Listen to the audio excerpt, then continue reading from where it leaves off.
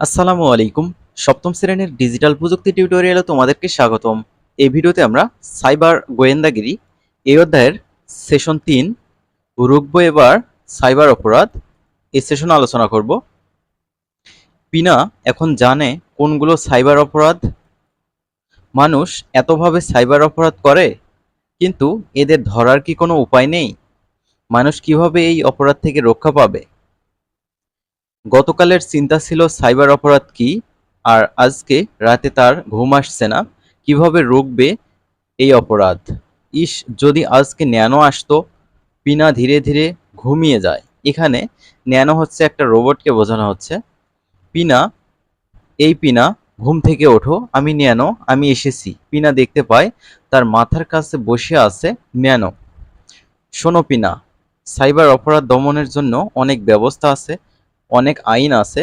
বাংলাদেশেও অনেক আইন আছে। তোমার ভয় পাওয়ার কোনো কারণ নেই।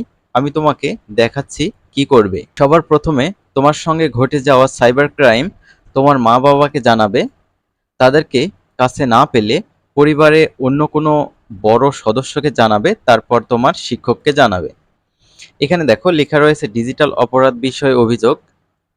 অভিযোগ করতে এই নাম্বারে কল করতে হবে। তারপর সাইবার সিকিউরিটি হেল্পলাইন নম্বর এখানে দেওয়া রয়েছে, এই নম্বরটা। নিচে দেখো একটা প্রোফাইল দেওয়া আছে, নীলপরি নীলাঞ্জনা। এখানে একটা অ্যাভাটার দেখতে পাচ্ছ, এই ল্যাপটপের মধ্যে ভেসে উঠেছে। তো পুলিশের হটলাইন নাম্বার এখানে দেওয়া আছে, চাইলে সাহায্য নিতে পারো। পাসওয়ার্ড চুরি করা হলে যোগাযোগ করতে পারো এই ওয়েবসাইটে। পিনা, সবাই তোমাকে সাহায্য করার জন্য আছে, তাই ভয়ের কিছু নেই, কিন্তু কিছু লুকানো যাবে না।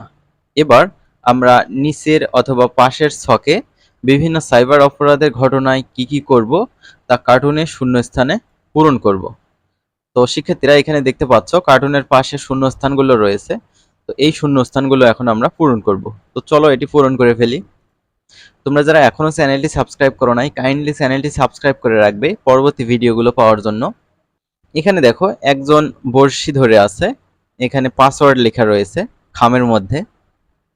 তো এখানে আমরা লিখেছি কেউ পাসওয়ার্ড চাইলে দিব না, সবসময় শক্তিশালী পাসওয়ার্ড ব্যবহার করব, কোনো লোভনীয় অফারের ফাঁদে পা দিব না। তারপর এখানে এই মেয়ে তার ল্যাপটপে দেখতে পাচ্ছে নীলপরি নীলাঞ্জনা নামের একজন তাকে ফ্রেন্ড রিকোয়েস্ট হয়তো পাঠিয়েছে। তো আসল ছবি দেওয়া নাই, এই কারণে মাথায় হাত দিয়েছে, সে বুঝতে পারতেছে না এটা একটা অ্যাভাটার। তো এখানে আমরা লিখতে পারি অপরিচিত কাউকে বন্ধু বানাবো না। যারা ছবির পরিবর্তে অ্যাভাটার ব্যবহার করে তাদের পূর্ণাঙ্গ পরিচয় জেনে বন্ধু হব।